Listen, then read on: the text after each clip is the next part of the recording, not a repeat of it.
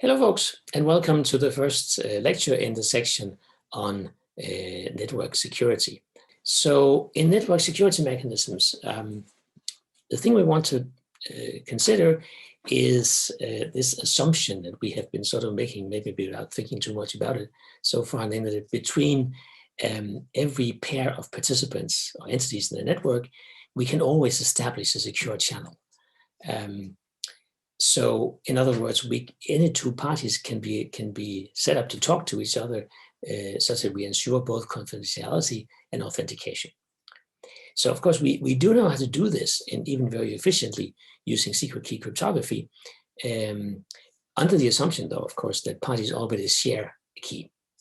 Now, this is not really very realistic. Usually, that this just comes out of the blue, but we also know that we can use public key cryptography to set up such a key.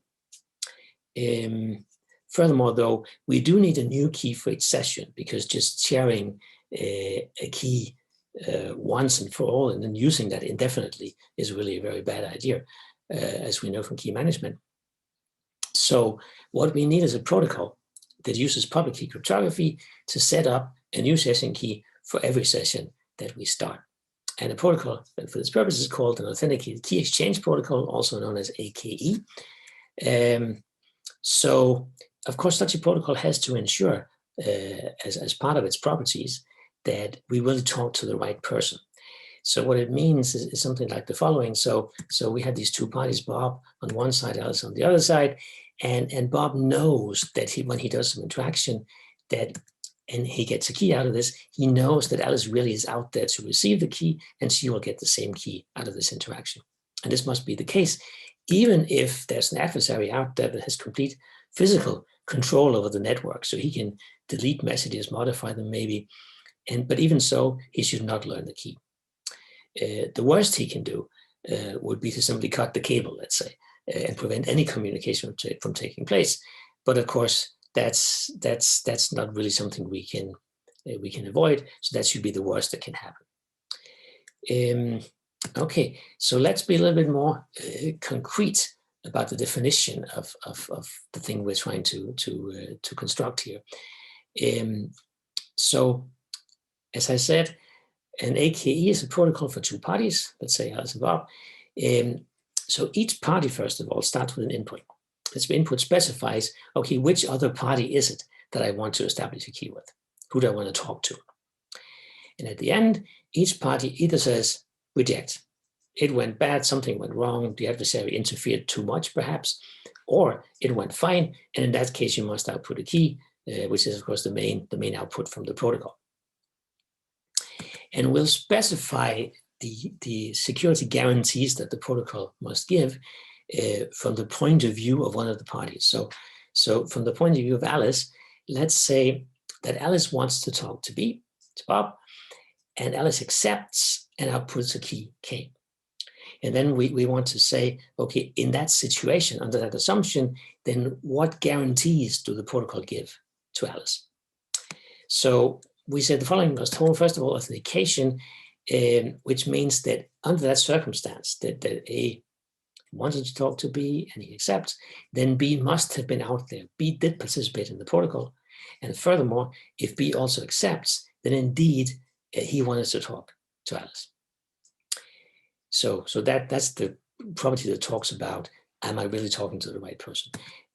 Secrecy says then, well, if I accept, if I'm Alice, if I accept, then Bob is the only other party who can compute K. In particular, the adversary cannot. Agreement, if the other party also accepts, then he outputs the same key that I output. And finally, freshness, whatever happens, K must be a randomly chosen fresh key. It's independent of anything else. In particular, of course, independent of earlier session keys that we might have chosen.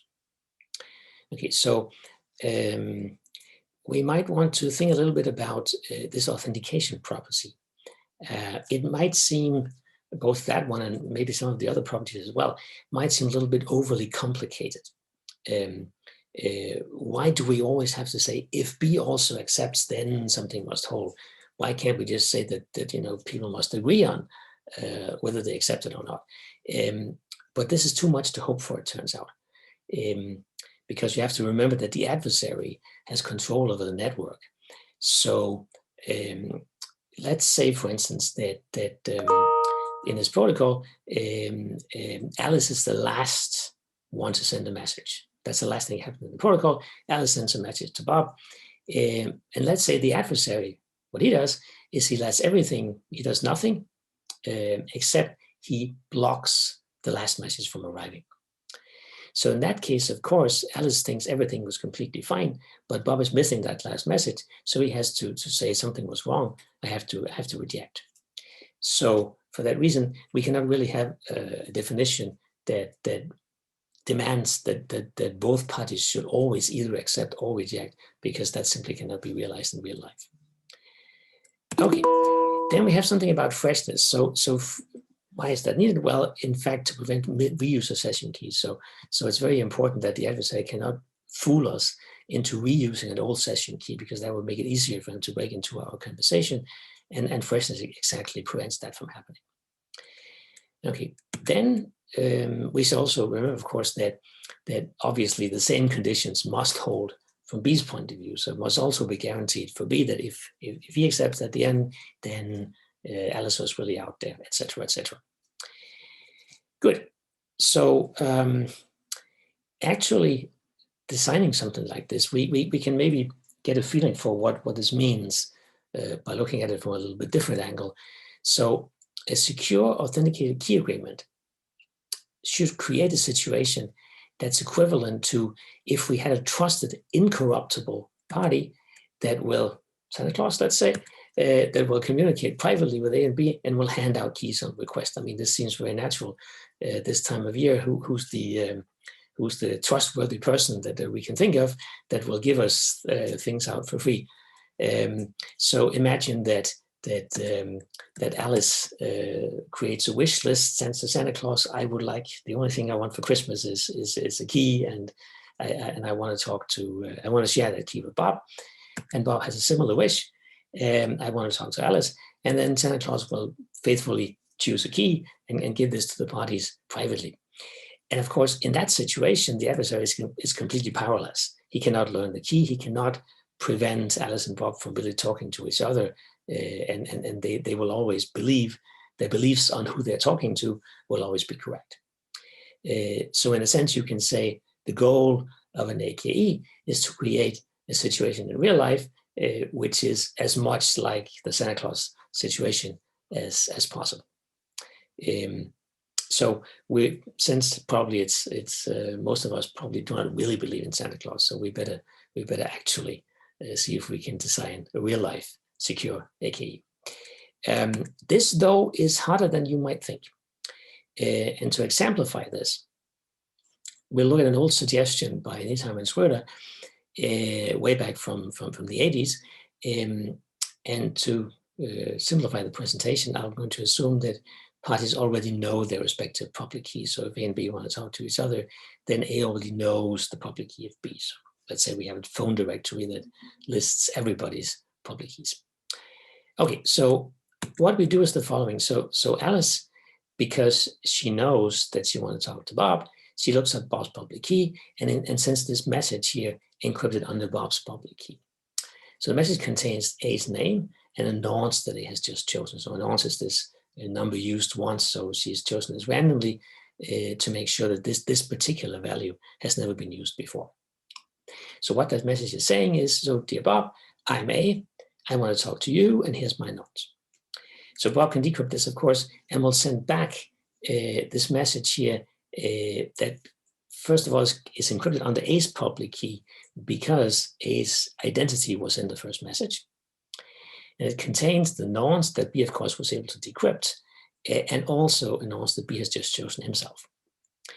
Now, Alice, when she gets this, can decrypt this and will be able to check that the first nonce that she decrypts is in fact equal to the one she just chose before. And there's also a new nonce. And this new nonce in B, she will encrypt this under B's public key and send this back. B can decrypt this and check that in fact the nonce he gets when he decrypts is the same as the one he just chose before. And finally, we will generate a session key from the two nonces, for instance, by hashing them both and using the output as a key. So is this secure? Well, if you just look at this intuitively, it may very well seem like it should be. Because after all, from Alice's point of view, she has sent out her nonce value that has never been seen before, encrypted under B's public key. And now the other guy is able to send that nonce back under her public key. So natural conclusion must be Bob must be out there and must have been able to decrypt this thing. And similarly, from Bob's point of view, of course, and so it does seem that the protocol guarantees that these two parties talk to each other. And since all the nonces have only been sent in encrypted form, then also the key should be secret from any outsider. And if you think that sounds plausible, you're in good company, because so did several experts in the field, even for many years. And yet there is actually a problem here. So let's look at what the problem is. There is a so-called man-in-the-middle attack on this protocol.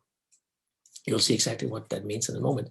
So let's say one dark and stormy night, Alice will start a connection with E. And the assumption here is E is a known person. He's a registered user, but he's malicious. So he has a public key, and that means that if A decides I want to talk to this guy, she will therefore send the first message in the protocol, of course computed under E's public key. And content will be, hi, I'm A, this is my nonce. And what E is going to do is he's going to send a message to Bob now. After he decrypts this, which of course he can, he will send the same content, but now encrypted under B's public key. So it looks like this. So the message, of course, you will note, still says, hi, I'm A, I want to talk to you. Of course, that's a lie, but Bob has no way of knowing this.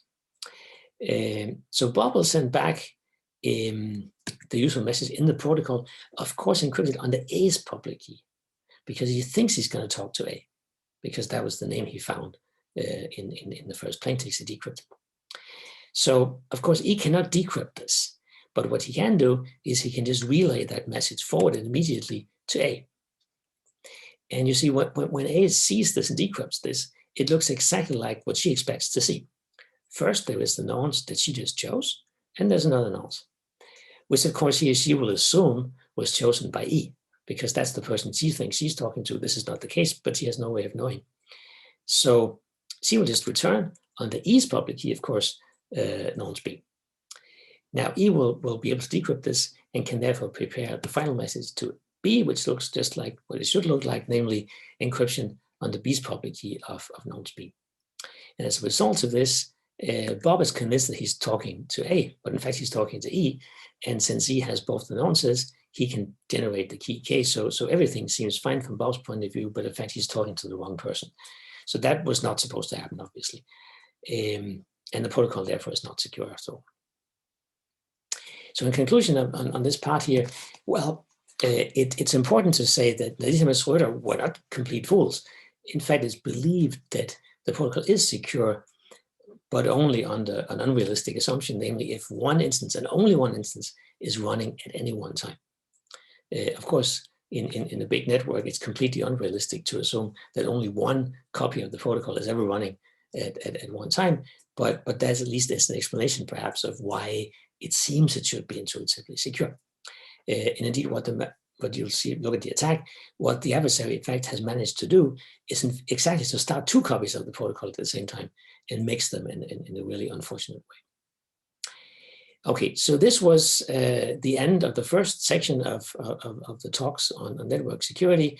In the next lecture, we will looking at, since we now saw how to not do it, we will see how you can actually do it so it is secure, and how this might fit into real protocols for network traffic. Okay.